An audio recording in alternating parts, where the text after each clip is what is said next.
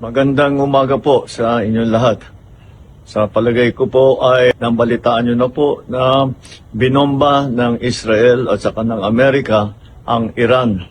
At ang Iran naman ay sumagot at bomba naman ng mga American base sa United Arab Emirates, sa Bahrain, sa Oman at siyempre sa Israel. Alam naman natin na napakarami ang Pilipino diyan sa bandang Middle East. I'm sure nag-aalala kayo sa inyong mga kilala, mga kaibigan at mga kaanak na nandun. Mula nung nabalitaan natin na nagsimula itong gera, ay nagmo-monitor na kami kahapon pa ng late afternoon sa ating mga embassy, sa ating mga labor attaché, sa lahat ng mga embassy natin doon sa Middle East. At nais kong i-report sa ating mga kababayan na sa ngayon, as of 9 o'clock Sunday, wala po tayong natatanggap na report na may casualty na Pilipino. Wala pong Pilipino ang namatay, wala na Pilipino ang nasaktan. At sa ngayon ay patuloy ang aming pag-monitor para tiyakin na nasa magandang kalagayan ang ating mga kababayan sa Middle East. Ang ating tuloy-tuloy na binabantayan dahil ito'y kailangan natin tuloy-tuloy na bantayan at hindi ito tapos pa. Palagay ko patuloy pa itong gerang ito. Ngunit sa aming latest report ay ang ating mga kababayan ay nasa safe na lugar. At sila ay kapunta sa mga bomb shelter kung saan sila at lumalayo sila doon sa mga bases ng Amerikano upang hindi naman sila mapalapit sa alanganin. Patuloy po ang pagre-report natin habang dumadating po ang report sa akin. Magandang umaga po. Mga kababayan, Assalamualaikum warahmatullahi wabarakatuh.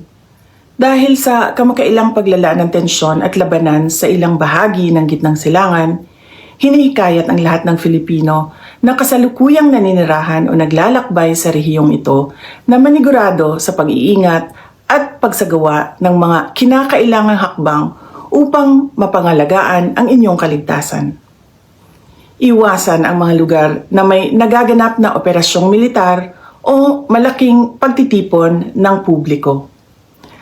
Mahigpit na subaybayan ang mga opisyal na abiso at paalala mula sa mga lokal na otoridad ng bansang inyong kinaroroonan at ng kanilang Ministry of Foreign Affairs.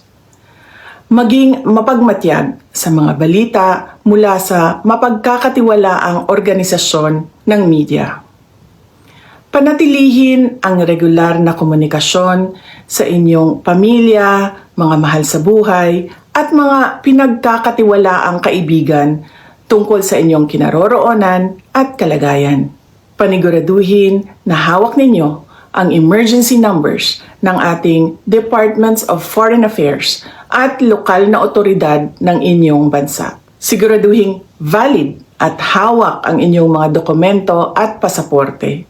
Kung lalo pang lumala ang sitwasyon sa seguridad, maging handa na baguhin ang inyong mga plano anumang oras kung kinakailangan. Gayon din, kung kinakailangan, ay lumapit sa ating mga embassy upang mabigyan ng tamang payo sa pinakaligtas na paraan sa pag-uwi ng Pilipinas.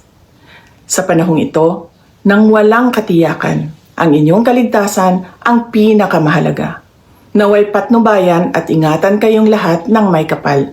At ipagdasal natin ang kapayapaan, pagkakaisa at kaligtasan ng lahat ng tao sa Middle East. Shukran. I don't think we should be too much worried. Nakakapag-create ng panic yun. So, just close monitoring on the departments involved, especially sa mga lugar na marami mga babae tayo. Now, hindi lang yung presyo ng crudo pinag-uusapan dito. There might be security issues. Di ba? Sapagkat marami rin tayong marami rin tayong iba't ibang mga relationship with the United States, with Israel, with other countries. No? So, dapat talagang basta tingin pinakamaganda, close monitoring. We should be very vigilant about what's happening in the Middle East. Medyo malayo naman tayo, wala naman siguro tayong wala tayong masamang tinapay sa Iran. So, hopefully not. Kailan, sir? Medyo may kalayo naman tayo sa kanila, pagdating na sa party niya. But then again, talaga naman we are reviewing already the possibility of the BFA, di ba? Or yung iba pang mga kasunduan natin sa United States. Pinag-uusapan naman talaga ng national government. I think we should, no, even without this, kahit nung wala ito, di ba? Pinag-uusapan naman talaga yan. I think it's, the national government should be more concerned. Correct.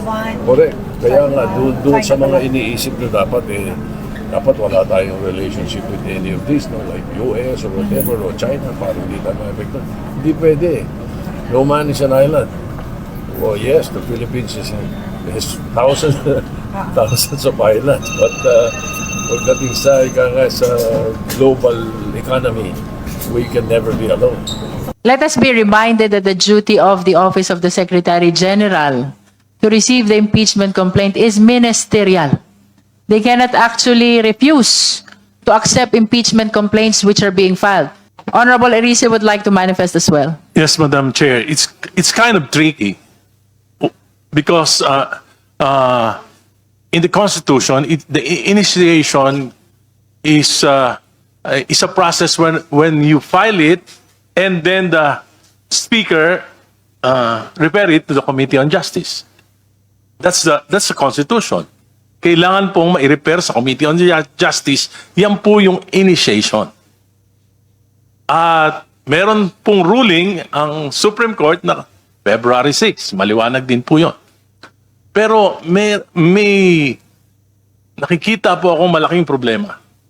Sapagkat kung may one-year bar rule at naniniwala tayo na February 6 ang one-year bar ang dapat na sunding petsa, bakit tinanggap yung complaint ng Office of the Secretary General?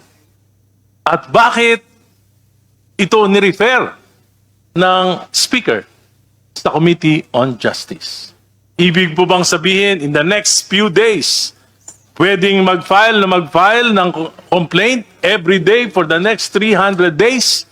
Tatanggapin pa rin ng Office of the Secretary General at i-refer pa rin ng Speaker sa Committee on Justice at ang Committee on Justice ang magde-decide whether the complaint is within the one-year bar rule. Yan po yung tricky question na dapat siguro nating pag-isipan. Of the Office of the Secretary General to receive the impeachment complaint is ministerial. They cannot actually refuse to accept impeachment complaints which are being filed.